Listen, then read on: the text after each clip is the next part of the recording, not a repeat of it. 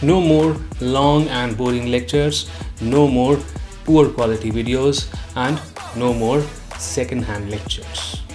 A-Team Commerce Academy brings you next level ACCA lectures you deserve. ये देख लिया था कंसोलिडेशन क्या होता है, क्यों होता है, कैसे होता है। इसका पहला स्टेप भी हमने देख लिया था कि कैसे हम बैलेंस शीट के अंदर यानी कि स्टेटमेंट ऑफ फाइनेंशियल पोजीशन के अंदर हम असेट्स और लाइबिलिटीज़ को सिंपली ऐड करते हैं और कुछ चीज़ों को अवॉइड करते हैं। फिर हमने देखा कि कुछ ऐसी चीज़ें जिसके लिए एक स्पेशल वर्किंग नोट बनाकर ही हम काम कर सकते हैं, और फिर हमारा सफ़र शुरू हुआ वर्किंग नोट्स का। वर्किंग नोट नंबर 1, 2 और 3 ये 3 चीज़ें हम देख चुके थे। 3 के अंदर हमने गुडविल कैलकुलेट करना सीख लिया था। 2 के अंदर हमने नेट असेट्स यानी कि बिजनेस की डेट ऑफ एक्विजिशन पे कितनी वर्थ है वहाँ तक का डिस्कशन किया था। वर्किंग नोट 2 के अंदर अभी कुछ डिस्कशन बाकी है जो हम इस सेशन के अंदर करेंगे, जहाँ पर हम ये सीखेंगे कि पोस्ट एक्विजिशन प्रॉफिट कैसे कैलकुलेट किया जाता है सेम वर्किंग नोट 2 के अंदर, और कुछ और बातें। ठीक है जी, okay. Now let's continue with step number 2 का working number 4। Working note number 4 के अंदर हमें ये जानना है कि जो नॉन कंट्रोलिंग इंटरेस्ट है वो कैसे कैलकुलेट होगा। आपको याद होगा पिछले सेशन के अंदर मैंने आपको बताया था कि इक्विटी एंड लाइबिलिटी साइड के अंदर हमें नॉन कंट्रोलिंग इंटरेस्ट की वैल्यू लिखनी होती है। ठीक है, इस वैल्यू की शुरुआत होती है फेयर वैल्यू से। Fair value of non controlling interest working note number 3 यानी कि गुडविल के कैलकुलेशन में भी इस फिगर का इस्तेमाल किया जाता है, और ये फिगर डायरेक्टली क्वेश्चन में दे रखा होता है। तो पहली चीज़ तो हमारी ये है। दूसरी चीज़ इसके अंदर है कि नॉन कंट्रोलिंग इंटरेस्ट का भी एक शेयर होता है पोस्ट एक्विजिशन प्रॉफिट्स के अंदर, वो शेयर हम यहाँ पर ट्रांसफ़र करते हैं। ये पोस्ट एक्विजिशन दोबारा आपको याद दिला दूँ वर्किंग नोट नंबर 2 के अंदर हम कैलकुलेट कर रहे हैं। ठीक है, तो सारा तो नहीं, सर्टेन परसेंटेज जो नॉन कंट्रोलिंग इंटरेस्ट का है वो यहाँ ट्रांसफ़र होगा। फॉर एग्जाम्पल पेरेंट सब्सिडी के अंदर 90% शेयर्स खरीद रही है, तो बचा हुआ 10% प्रॉफिट के ऊपर हक अभी भी नॉन कंट्रोलिंग इंटरेस्ट का होगा, और वही प्रॉफिट यहाँ पर ट्रांसफ़र होने वाला है। आई नो वर्बली से ज़्यादा क्वेश्चन देख करके हमें ये चीज़ बेटर समझ में आएगी, तो फटाफट से सवाल देखें इसका। आप ये सवाल देखें, इस सवाल को बार बार हम लेकर आएंगे बाकी वर्किंग नोट्स के लिए भी। ये वही सवाल है जो हमने कुछ टाइम पहले किया था, और इसमें वर्किंग नोट नंबर 2 का पहला कॉलम हमने कैलकुलेट कर लिया था। अब इसी क्वेश्चन के अंदर हमें 2 चीज़ें और देखनी है। वर्किंग नोट 2 के अंदर रिपोर्टिंग डेट पे क्या फ़िगर दे रखा है, ये निकालना बड़ा आसान है। ऐसे निकालना कुछ नहीं है, फ़िगर डायरेक्टली आपको बैलेंस शीट के अंदर स्टेटमेंट ऑफ फाइनेंशियल पोजीशन में दे रखे हैं। अगर आप ध्यान से देखें, इक्विटी शेयर कैपिटल में कोई चेंज नहीं है, ऐसा इन्होंने बताया आपको, तो 100,000 का 100,000 ही रहेगा।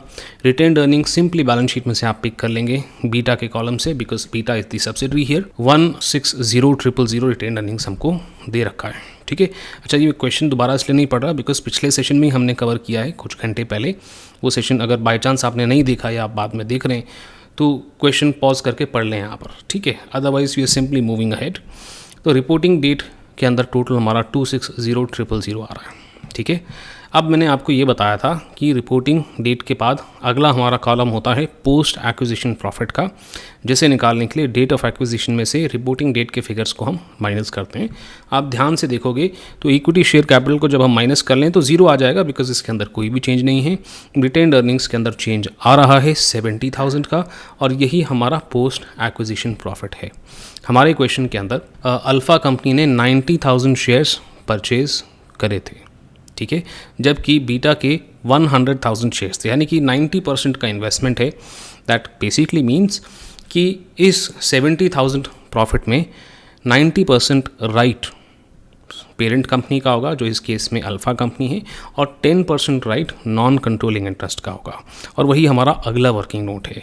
नेक्स्ट वर्किंग नोट के अंदर आप देखें फेयर वैल्यू हम नॉन कंट्रोलिंग इंटरेस्ट से शुरू कर रहे हैं, जो क्लियरली क्वेश्चन में आखिरी लाइन में आपको दे रखा है 42,000, और इसमें आप ऐड कर लेंगे इसी 70,000 के 10% को, which is going to be 7,000, and finally 49,000 आपका नॉन कंट्रोलिंग इंटरेस्ट आ रहा है।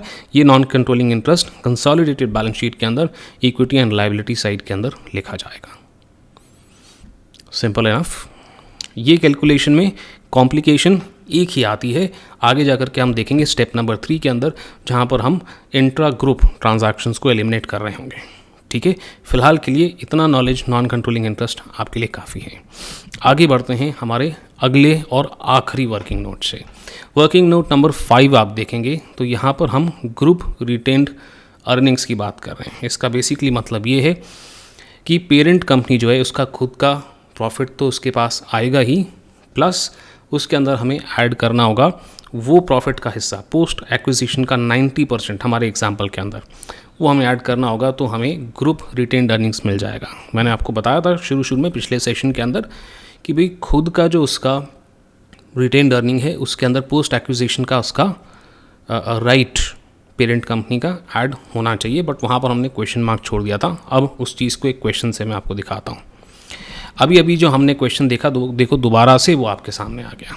उस क्वेश्चन में आप क्लियरली देख सकते हैं कि ग्रुप रिटेन्ड अर्निंग्स का जब आप कैलकुलेशन देखेंगे तो ग्रुप रिटेन्ड अर्निंग्स के कैलकुलेशन के अंदर पेरेंट का पूरा रिटेन्ड अर्निंग्स यानी कि 210,000 आ रहा है, और बीटा कंपनी का post acquisition profit which is 70%, उसका 90% है ना, 70,000 उसका 90% यानी कि 63,000 यहाँ पर ऐड हो जा रहा है।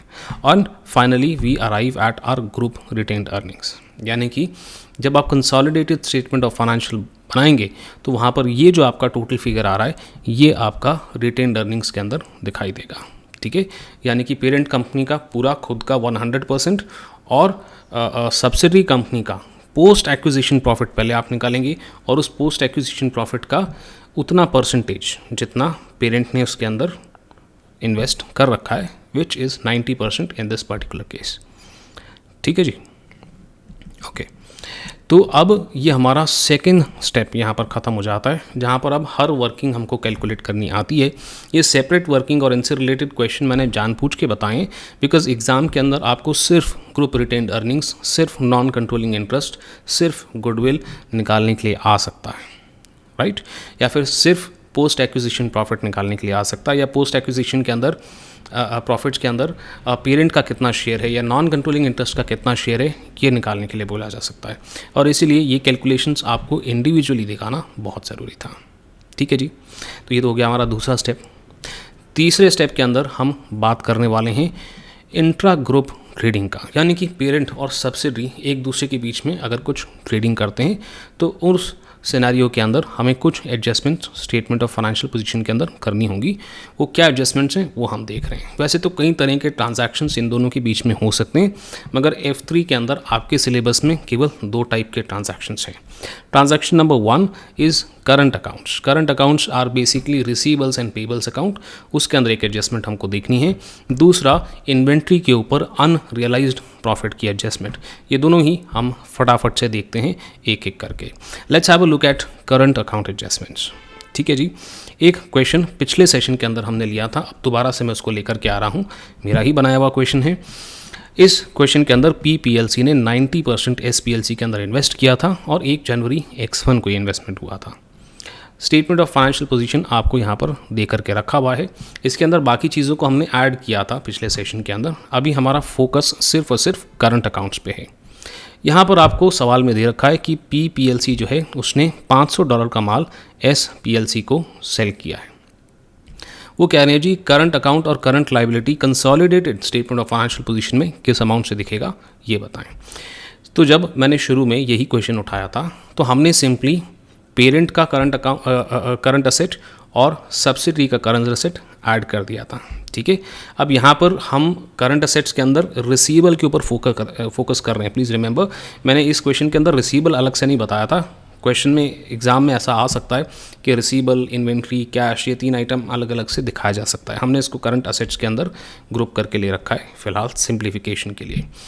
सो current account are basically receivables यानी कि डेटर्स और पेबल्स यानी कि क्रेडिटर्स।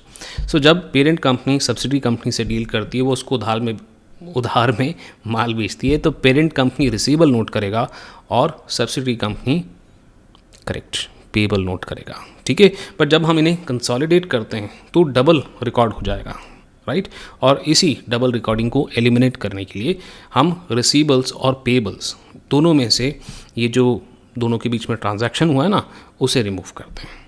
ठीक है, तो देखें बड़ा क्लियरली 20,000 और 8,000 करंट असेट्स में हम ऐड कर रहे हैं, बट $500 का ट्रांजैक्शन जो दोनों के बीच में हुआ है उसे यहाँ से रिमूव कर दिया गया है। और वैसे ही करंट लाइबिलिटीज़ के अंदर जिसमें पेबल्स का अमाउंट होता है 20,000 प्लस 7,500 दोनों को ऐड कर दिया है, बट वही $500 का अमाउंट माइनस कर दिया है, एंड दैट्स इट। वैसे तो इतना आसान सवाल आता नहीं है, करंट अकाउंट के ऊपर बाई चांस आ गया तो बहुत आसान हो जाएगा आपके लिए। प्लस मल्टीपल टास्क क्वेश्चन के अंदर अगर आपको करंट असेट्स और करंट लायबिलिटी या रिसीवेबल पेबल का अमाउंट निकालना है तो इसके लिए 1 मार्क ईच देते हैं, राइट। यानी कि आपने रिसीवेबल और पेबल ठीक से निकाल दिया तो आप 2 मार्क्स स्कोर कर लेंगे। How simple is that. तो इस तरह की एडजस्टमेंट एग्ज़ाम में आ जाए बहुत अच्छी बात है, राइट। ओके, अब इसमें थोड़ा सा एक कदम हम आगे बढ़ते हैं। अभी हमने जो एग्जाम्पल लिया इसके अंदर PS को माल बेच तो रहा है मगर प्रॉफिट इससे नहीं चार्ज कर रहा है, कॉस्ट टू कॉस्ट बेच रहा है। अगर प्रॉफिट पे वो माल बेचता है तो एक कॉम्प्लिकेशन हमारी बढ़ जाती है। आइए फटाफट से इसको भी डिस्कस कर लेते हैं। इनका ऐसा कहना है कि अगर पेरेंट सब्सिडी को माल बेच रही है और वाइस वर्सा तो ये इंट्रा ग्रुप ट्रांजैक्शन है, यानी कि ये ग्रुप के बीच में ही हो रहा है। तो प्रॉफिट को हम तब तक रियलाइज प्रॉफिट नहीं मानेंगे जब तक ये माल बाहर के कस्टमर को सेल नहीं हो जाता, ठीक है। उनका ऐसा कहना है कि अगर एक पेरेंट सब्सिडी को माल बेच रहा है और प्रॉफिट पे माल बेच रहा है तो it is almost like taking the money from your left pocket and putting it in your right pocket, है ना। भाई एक पॉकेट से उठा के दूसरे पॉकेट में आप पैसा डाल ले रहे हो तो इससे आपने कमा थोड़ा ना लिया, आपके पास पैसा तो उतना ही रहेगा, राइट। एंड देयरफॉर उनका कहना ये है कि जब तक आप माल बाहर के व्यक्ति को यानी कस्टमर को बेच नहीं देते, ग्रुप के बाहर नहीं बेच देते, तब तक ये प्रॉफिट अनरियलाइज्ड कहलाएगा, right. Which basically brings us to a conclusion कि जो माल बिक जाता है वहाँ कोई दिक्कत नहीं हमें सर। जो माल नहीं बिका होता उसके ऊपर कुछ भी प्रॉफिट अगर हमारा बचता है then that profit has to be removed from inventory account. किस में से हटाना है? इन्वेंट्री में से। वो कहते हैं जी आपका जो क्लोजिंग स्टॉक है ना उसके अंदर अनरियलाइज प्रॉफिट की कोई जगह नहीं है। तो नंबर 1 ढूंढें कितना अनरियलाइज प्रॉफिट है, जो बहुत आसान है। दूसरा, उस अनरियलाइज प्रॉफिट को इन्वेंट्री में से हटा दें, ठीक है। सेम क्वेश्चन को लेकर के हम आगे बढ़ते हैं और समझते हैं कि यहाँ कैसे फ़र्क आएगा। बट आगे बढ़ें उससे पहले मैं आपको क्लियरली बता दूं, भाई पेरेंट कंपनी जब सब्सिडरी को भेजता है ना, माल भेजता है और प्रॉफिट पे भेजता है और कोई भी प्रॉफिट उसके ऊपर बचता है तो वो 100% प्रॉफिट हमें रिमूव करना होगा। वर्किंग नोट 5 के अंदर इसका एडजस्टमेंट होगा। वर्किंग नोट 5 यानी ग्रुप रिटेन्ड अर्निंग्स वाले वर्किंग नोट में। वैसे ही सब्सिडरी जब पेरेंट को सेंड करता है माल और प्रॉफिट पे सेंड करता है तो उस प्रॉफिट का थोड़ा सा हिस्सेदार नॉन कंट्रोलिंग इंटरेस्ट भी होता है। एंड देयरफॉर यहाँ पर पूरा का पूरा अमाउंट हम वर्किंग नोट नंबर 2 में लेकर के जाएंगे, ठीक है।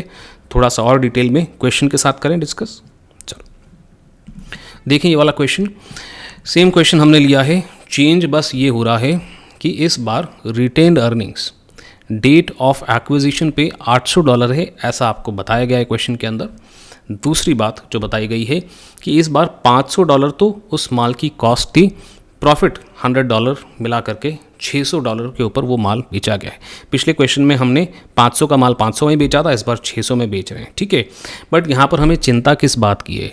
चिंता इस बात की है कि अनरियलाइज प्रॉफिट केवल उतने ही पोर्शन पे होगा जो अभी तक कस्टमर को बेचा नहीं गया है। सो लेट्स फाइंड आउट कि क्लोजिंग स्टॉक कितना है। यहाँ पर वो कह रहे हैं half of the stock was unsold. इसका मतलब आधा स्टॉक जो है वो बिक चुका है और आधा नहीं बिका है, ठीक है। इसका मतलब वैसे तो देखा जाए तो प्रॉफिट $100 है, बट क्योंकि आधा माल बिक चुका है सिर्फ $50 का प्रॉफिट ऐसा है जो अनरियलाइज्ड प्रॉफिट है और सिर्फ इसे ही हमें एडजस्ट करना है, ठीक है। दूसरी खास बात देखें यहाँ पर, दूसरी खास बात ये है कि यहाँ पर पेरेंट कंपनी सब्सिडरी कंपनी को माल बेच रही है, ठीक है। एंड दैट वुड मीन कि वर्किंग नोट नंबर 5 यानी कि ग्रुप रिटेन्ड अर्निंग का जो हमारा वर्किंग नोट है वहाँ से इस $50 को आपको रिमूव करना होगा। सबसे पहले तो बैलेंस शीट पे होने वाले इफेक्ट को देखें। आप देखें तो करंट असेट्स बिल्कुल उसी तरह से कैलकुलेट हो रहा है 20 + 8,000। उसमें से हम माइनस कर दे रहे हैं क्या? The selling price of that particular item $600। ये माइनस कर देने के बाद अब हम जो हमारा आंसर आ रहा है, अब क्योंकि ये करंट असेट्स है तो शायद इन्वेंट्री भी इसी के अंदर इंक्लूडेड है, तो इन्वेंट्री को हमें $50 से कम करना है, राइट। $100 का प्रॉफिट था बट आधा नहीं बिका है, that means only half of that profit is unrealised. ठीक है। तो 50 इसमें से और माइनस होगा और जो बचा हुआ आंसर है ये हमारे करंट असेट्स को रिप्रेजेंट कर रहा है। ठीक है, प्लीज़ रिमेंबर एग्जाम के अंदर सवाल आ सकता है जिसके अंदर रिसीवेबल और इन्वेंट्री अलग अलग दिया होगा। इन दैट पर्टिकुलर सिनेरियो 600 आपका माइनस होगा रिसीवेबल्स में से और $50 आपका माइनस होगा इन्वेंट्री में से। ठीक है, क्योंकि यहाँ पर दोनों को कंबाइन करके हमने करंट असेट लिखा है तो एक ही आइटम से हमने माइनस किया है। ठीक है जी, ओके। करंट लायबिलिटी भी फटाफट देख लें। करंट लायबिलिटी की कैलकुलेशन में अगर आप देखोगे तो कोई भी चेंज नहीं है। 20,000 प्लस 7,500 किया है और $600 हमने माइनस कर दिया, यानी कि यहाँ अनरियलाइज प्रॉफिट नहीं आ रहा है क्योंकि अनरियलाइज प्रॉफिट सिर्फ और सिर्फ इन्वेंट्री में से आप माइनस करेंगे। ठीक है जी, ओनली इन्वेंट्री। ओके, तो अब मैंने आपको कहा था कि जो $50 का अनरियलाइज प्रॉफिट है ये वर्किंग नोट नंबर 5 में जाना चाहिए। तो फटाफट से वर्किंग नोट नंबर 5 भी देख लेते हैं। वर्किंग नोट नंबर 5 अगर आप ध्यान से देखें तो इसके अंदर $8,000 यानी कि पेरेंट की जो रिटेन अर्निंग्स है वो लिख रखी है। इसके अंदर हम ऐड कर रहे हैं post acquisition profit. Post acquisition profit तो हमें निकालना आता ही है। हमें क्वेश्चन में दे रखा है कि $800 रिटेन अर्निंग्स थी जब डेट ऑफ एक्विजिशन हम था, तो और आज की डेट में बैलेंस शीट में आपको दे रखा है 1000 का रिटेन अर्निंग्स। दोनों हम सब्ट्रैक्ट करेंगे तो $200 का पोस्ट एक्विजिशन प्रॉफिट निकल आएगा, मगर ग्रुप रिटेन अर्निंग्स का इसके ऊपर 90% राइट ही है तो $180 प्रॉफिट हमारे पास आ जाएगा। तीसरी बात, इसके अंदर provision for unrealised earnings. Provision क्यों बोल रहे हैं? प्रोविजन इसलिए बोल रहे हैं क्योंकि आगे जाकर ये माल जब कस्टमर को सेल होगा तो ये एलिमिनेट करना पड़ेगा, बट फिलहाल के लिए हम इसे प्रोविजन फॉर अनरियलाइज्ड अर्निंग के नाम से ही रखते हैं। $50 देखें वर्किंग नोट 5 के अंदर एज इट इज़ हमने माइनस कर दिया है और इससे आपको ग्रुप रिटेन्ड अर्निंग्स यानी कि consolidated statement of financial position के रिटेन्ड अर्निंग्स अमाउंट कितना होना चाहिए ये हमें पता चला है। ठीक है, अब एक सिनेरियो बचता है सर यहाँ तो पेरेंट ने सब्सिडी को बेचा है। सर सब्सिडी अगर पेरेंट को बेचेगा तो आपने कहा था वर्किंग नोट नंबर 2 के अंदर एडजस्टमेंट आएगा, यहाँ नहीं आएगा। वो भी देख लें ज़रा, देखें सेम क्वेश्चन है और बैलेंस शीट की एडजस्टमेंट आप देखें बिल्कुल सेम है, कोई अंतर नहीं है। ठीक है, बस फ़र्क क्या आ रहा है कि सब्सिडरी पेरेंट को बेच रही है और आधा माल नहीं बिका है। सो इसके अंदर भी $50 का अनरियलाइज प्रॉफिट है। सो अनरियलाइज प्रॉफिट दोबारा कैलकुलेट हम नहीं कर रहे, हम सिर्फ ये देख रहे हैं कि वर्किंग नोट नंबर 2 में एडजस्टमेंट ये कैसे दिखाई देगी। आप देखें working note number 2 date of acquisition वाला कॉलम देखें। इक्विटी शेयर कैपिटल आपको दे रखा है $2000, शेयर प्रीमियम आपको दे रखा है $500, retained earning date of acquisition पे 800 है, ऐसा आपको क्वेश्चन में ऑलरेडी दे रखा है। And then finally reporting date पे 2000 और 500 के अंदर दोनों में कोई चेंज नहीं आएगा, ऐसा क्वेश्चन में है क्लियरली। अनरियलाइज्ड प्रॉफिट $50 देखें एज इट इज़ यहाँ पर जाकर के माइनस हो रहा है। ठीक है, and then finally reporting date के अंदर हमारी रिटेन्ड अर्निंग्स 1000 है, ये हमें बैलेंस शीट से पता चल रहा है। ठीक है, पोस्ट एक्विजिशन प्रॉफिट आप निकालेंगे तो आपका आंसर 750 निकल करके आ जाएगा। ठीक है, तो ये हमारा काम यहाँ पर हो गया है ना। अब इस अमाउंट को बड़े ही आराम से वर्किंग नोट 4 और 5 के अंदर हम लेकर के जाते हैं पोस्ट एक्विजिशन, यानी कि 90% ऑटोमेटिकली वर्किंग नोट 5 में चला जाता है, 10% ऑटोमेटिकली वर्किंग नोट नंबर 4 में चला जाता है। ठीक है, so that's it for this session. Consolidation हमारा ख़त्म हो गया। आई नो मीडियर एक्विजिशन बच रहा है, बट जब हम consolidated statement of profit loss करेंगे उसके साथ उसे डिस्कस करेंगे। प्रैक्टिस करें और जो भी डाउट है फटाफट से पूछना शुरू कर दें, और डिस्कॉर्ड सर्वर है जिसमें मैं और आपके बाकी के दोस्त आपको मदद करेंगे आपके डाउट को सॉल्व करने के लिए। I will see you in the next session.